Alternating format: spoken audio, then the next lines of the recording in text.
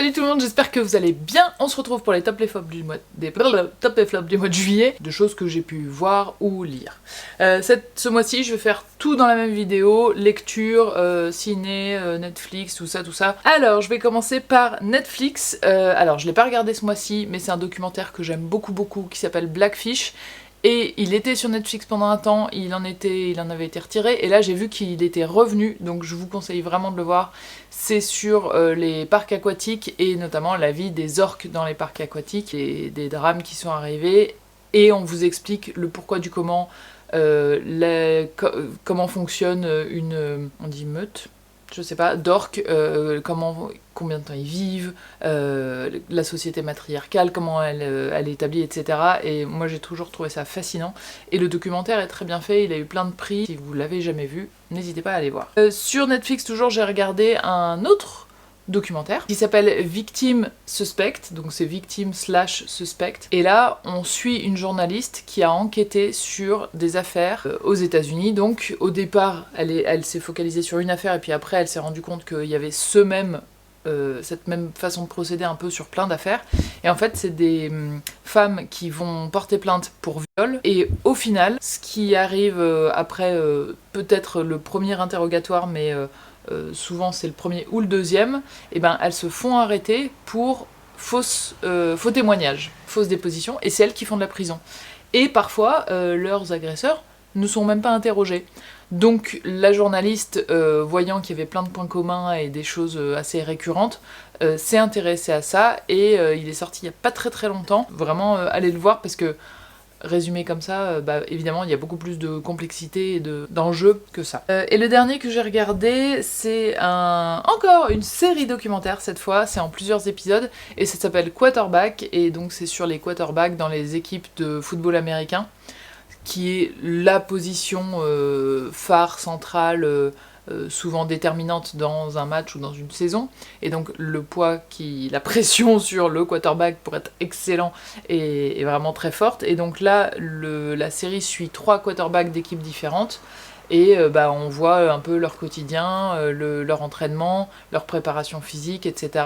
Ça a l'air quand même d'être ultra violent pour le corps, pour l'esprit, etc. Enfin, c'est un truc, ils ont un match tous les dimanches, mais c'est des matchs, ils se prennent tellement de coups et tout, enfin bon bref, ça a l'air assez dur. J'en ai regardé 4 pour l'instant. Ce poste-là est beaucoup plus stratégique, c'est assez intellectuel en fait, parce qu'ils ont plein de tactiques à mémoriser de semaine en semaine.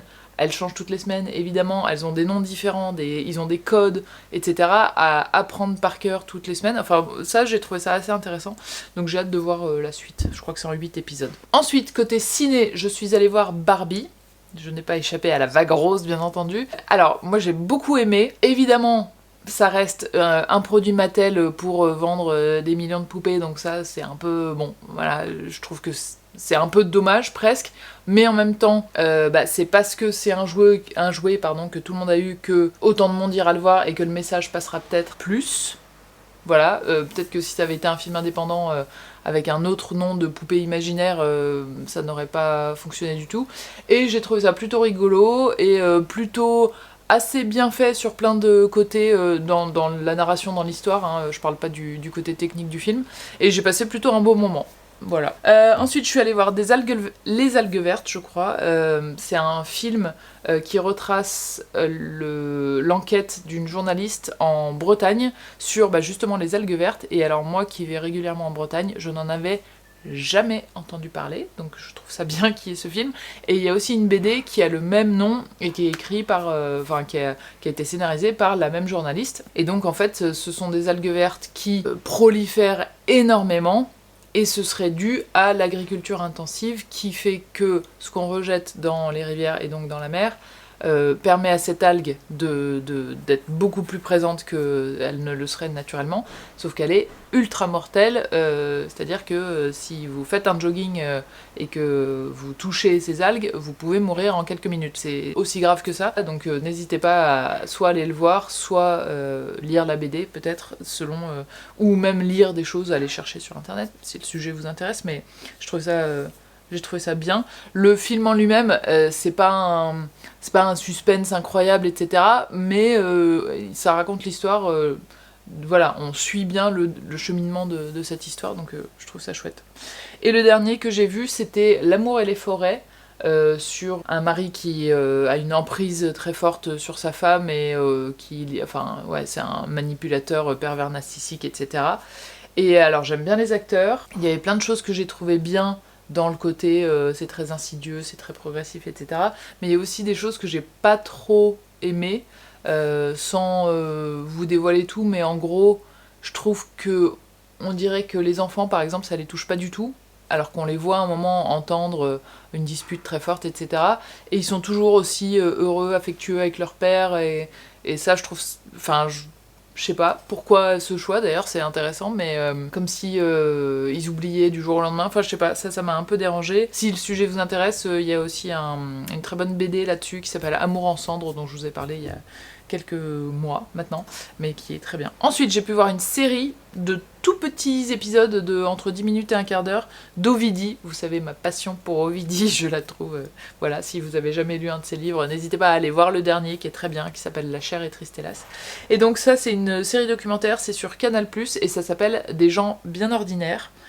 Et elle suit un jeune homme qui fait ses débuts dans l'industrie du porno. Il a une vingtaine d'années, classe moyenne. Et en fait, moi, ce que j'en ai compris, j'ai pas la confirmation, mais j'ai l'impression qu'elle parle de elle, sa carrière au même âge, et elle le retranscrit en inversant, en faisant un garçon plutôt qu'une fille, et en inversant aussi plein de codes de la société. Je vous laisse aller voir parce que franchement, j'ai regardé le premier, je les ai tous regardés à la suite, j'ai trouvé ça vraiment très bien fait, et je crois qu'il y a une saison 2 qui se prépare, parce que vu la fin de la saison 1, s'il n'y a pas de saison 2, vraiment on va être un peu frustré, donc j'espère. Le comédien principal, il retransmet hyper bien les émotions qui sont attendues à ce moment-là, enfin je le trouve très fin, et le cadre autour est plutôt chouette aussi, donc voilà, n'hésitez pas. Et puis, dernière chose à regarder, c'est sur France Télévisions, je sais pas si vous avez regardé Drag Race France, la saison 2.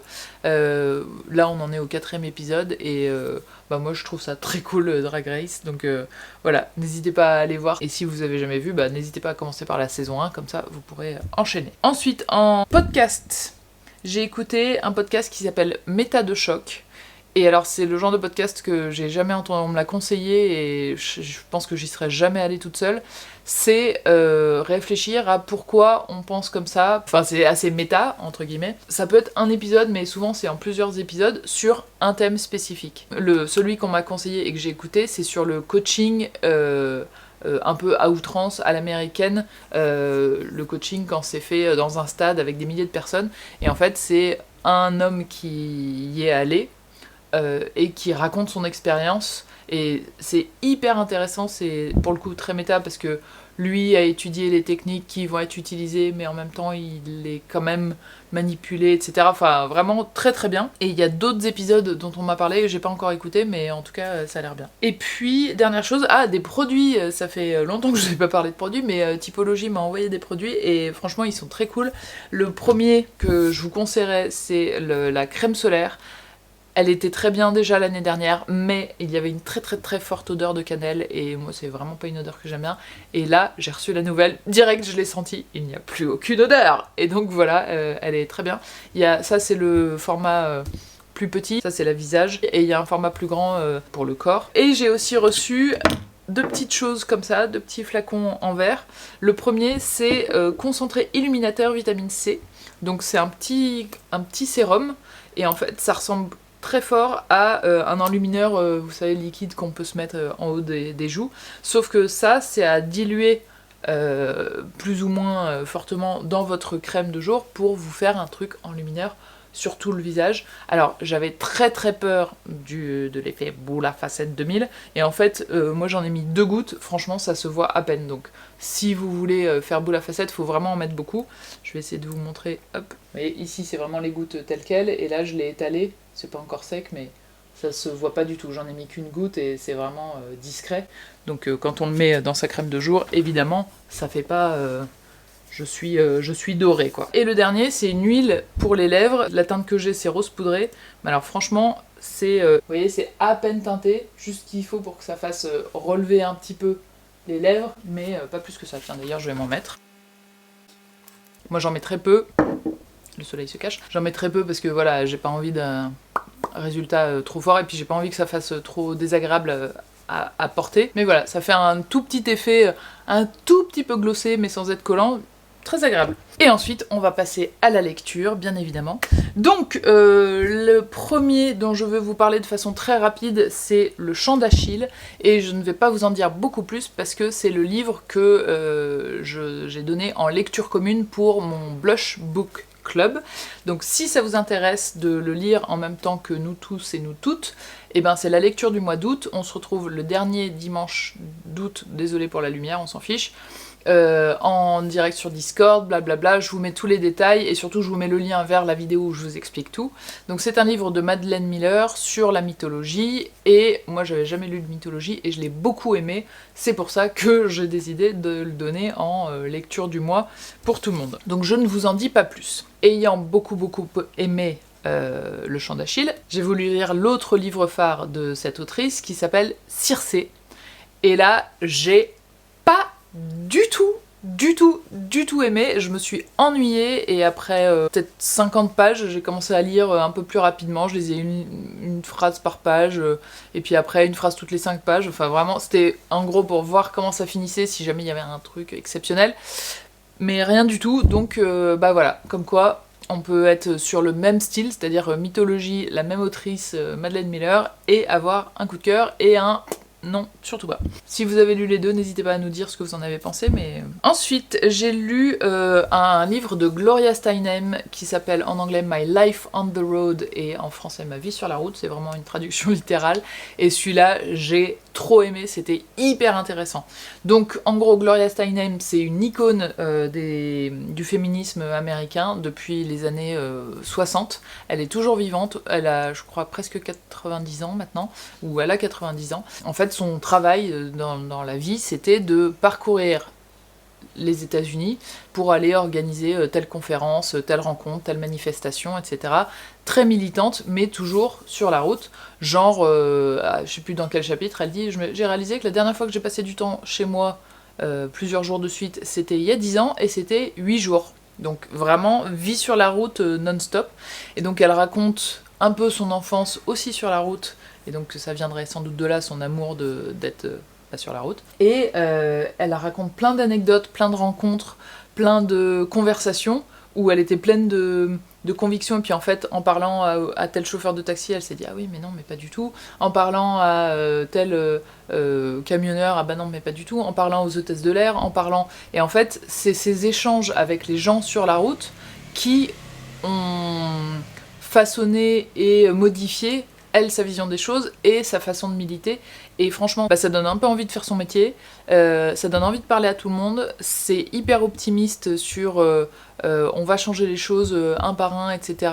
Et moi j'ai trouvé ça vraiment hyper bien. Ensuite, j'ai lu Les couturières d'Auschwitz. Alors celui-ci, je l'ai trouvé hyper intéressant aussi. En fait, dans le camp d'Auschwitz, il y avait un petit atelier de haute couture. Donc ça paraît un peu fou, mais les ouvrières, on va mettre des énormes guillemets, qui étaient des prisonnières, créaient des robes extrêmement élégantes avec des matériaux incroyables pour les femmes des SS qui organisaient le camp. On suit une quinzaine de femmes, alors on les suit pas une par une exactement, mais on suit plein de leur cheminement, etc., de leur vie avant. Elles viennent de plusieurs pays d'Europe.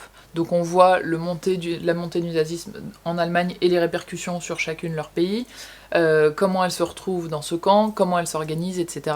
L'atelier, ça arrive un peu tard dans le livre. Moi, je pensais vraiment qu'on allait être dans leur vie, vraiment suivre leur quotidien dans l'atelier. Et en fait, c'est plus sur leur expérience dans l'ensemble et une partie sur l'atelier. Mais il y a aussi... avec quel tissu elles travaillaient, comment elles récupéraient les vêtements, toute l'organisation du camp est très... on sent que c'est hyper recherché, hyper détaillé. Bon bah ça glace le sang évidemment plus d'une fois, vous imaginez bien. Il est hyper intéressant, j'ai appris plein de choses et vraiment je vous le recommande. Ensuite, j'ai lu Belle Green de Alexandra Lapierre. Celui-ci j'ai beaucoup aimé aussi et il est assez dense aussi. On suit Belle Green et c'est une femme qui a vraiment existé. On suit toute sa vie, là pareil. on sent que c'est hyper recherché, qu'il y a eu, enfin voilà, je pense des années de lecture, de correspondance, de recherche dans les journaux, etc. Et donc Belle Green vient d'une famille noire, et leur peau est quand même plutôt très claire, et un jour, ils décident tous ensemble de se dire ok, on switch et on se fait passer pour des blancs, puisque voilà, notre couleur de peau peut être ambiguë entre guillemets, et donc ils font ce switch, ils déménagent et ils s'inventent un passé avec un aïeul portugais pour expliquer les cheveux foncés de Belle Green, mais il se trouve que ses sœurs sont plutôt châtains ou blondes, donc vraiment leur peau est très très claire, mais c'est à l'époque où aux États-Unis, dans la loi, c'était une seule goutte de sang fait que vous êtes noir, c'est-à-dire que ça peut être un ancêtre très très lointain ou une ancêtre à 10 générations, mais ça fait de vous légalement une personne noire. Et à l'époque, évidemment, les personnes noires et les personnes blanches n'avaient légalement pas les mêmes droits et accès aux mêmes choses, etc. C'est d'autant plus intéressant que elle, son père, a été le premier diplômé noir de Harvard, un fervent avocat pour défendre les droits des noirs, etc. Donc dans la communauté noire, il était très connu, et elle est devenue très connue, mais sous un secret. Et ce qui est aussi intéressant, c'est que elle a été une experte en bibliographie d'art, elle a géré la bibliothèque privée d'un des hommes les plus riches du pays. Et enfin, les deux derniers que j'ai lus, ce sont des BD. Le premier, c'est Pédale, c'est je pense l'autobiographie d'un jeune homme, on suit de son adolescence à ses études, et il y a un numéro 2 qui s'appelle Dehors, donc où on suit plutôt l'âge adulte, je pense, et c'est le moment où il y a des questionnements sur son orientation sexuelle, etc. Et j'ai trouvé ça plutôt mignon, facile à lire. Et le deuxième, ça s'appelle Les Crocodiles, et celui-ci je connaissais pas du tout, et c'est sur le harcèlement de rue, et c'est où les hommes qui agressent dans la rue sont représentés comme des crocodiles. Il y a plein de situations que nous avons toutes vécues, n'est-ce pas, ça va de demander le numéro de téléphone, je te raccompagne, etc. et des choses plus dures aussi. Et cette description quand je lisais ça, je me disais, bon, quand on l'a vécu, c'est pas forcément hyper intéressant. Après, on les a jamais toutes vécues, donc c'est bien d'être consciente des différentes choses. Par contre, ça peut être intéressant pour des personnes qui n'ont jamais vécu ça, de lire ça, pour voir l'étendue du truc et puis à quel point c'est fréquent. Mais surtout, à la fin, et ça, je trouve ça vachement bien, il y a plein de conseils et de techniques qui sont pas forcément que de l'auteur perso, mais qui sont des informations trouvées sur différentes sources, dans des assos, dans des choses comme ça, de comment réagir, quoi faire, comment y réfléchir, comment résoudre le problème, comment en parler, et si on est témoin, et si on est victime, et si on connaît la personne qui agresse, etc., etc. Donc ça, j'ai trouvé que c'était la partie la plus intéressante.